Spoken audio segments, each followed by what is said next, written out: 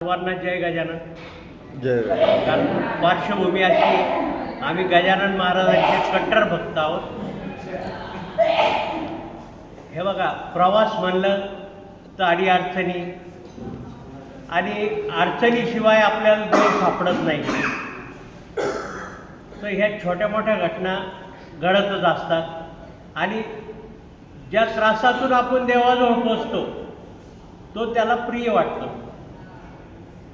आता आजचं उदाहरण आहे, आमच्यासोबतचे रोपेने आले, आम्ही त्यांच्या तब्बल 2 तास अगोदर पोचलो, पण देवाला वाटलं हा पायी चालून आला तर ह्याच्या प्रकृतीला विश्रांती पाहिजे, म्हणून आमच्या सोबत्यांना 2 घंटे लेट पाठवलं.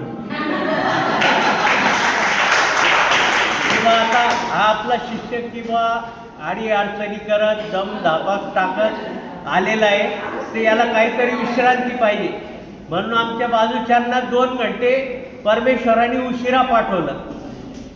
आणि त्यात आम्हालाही समाधान वाटलं की बा आपण एवढं कठीण प्रसंगी चढून आलो, आपल्याला आराम झाला.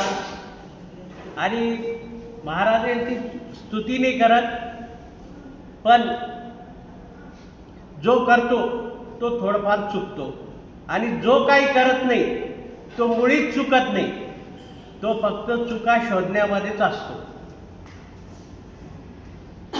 हा एक अत्यंत कठीण प्रवास होता आणि तो महाराजांनी स्वतः लक्ष देऊन, ॲक्च्युली त्यांची इच्छा नव्हती वरती येण्याची, पण ते केवळ आणि केवळ आपल्या सर्वांसाठी वरती जाऊन आपली व्यवस्था केली.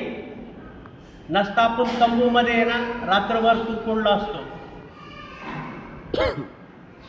त्यांना काय, त्यांनी सांगितलं आपल्याला की वरती जा, मी यावेळेस काही येणार नाही. पण त्यांच्या मनाला रावले गेलो नाही की बा नाही बा, हे सगळे आपले परिवारातले, यांच्या सुरक्षिततेसाठी सेवेसाठी आपण तिथं जावं, कारण त्यांना त्यातली माहिती होती. तर हे कोणी करू शकत नाही. आता आमची 3री यात्रा आहे त्यांच्याबरोबरची. अतिशय सुंदर व्यवस्था आणि मला राहून एक आठवण होती किंवा मुक्कामाचं ठिकाण जे आहे ते गोंगाटापासून थोडं लांबच पाहिजे.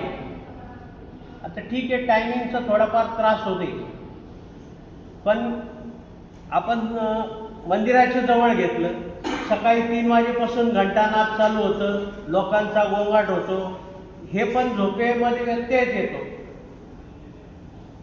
बरोबर सर. तर त्यांनी त्यांच्या नियोजनाप्रमाणे चांगले प्रयत्न करावे आणि तुम्ही सांगितलेल्या त्रुटी त्याचं शंकानिरसन आणखी चांगल्या प्रकारे करतील अशी मी केदारेश्वरशी प्रार्थना करतो.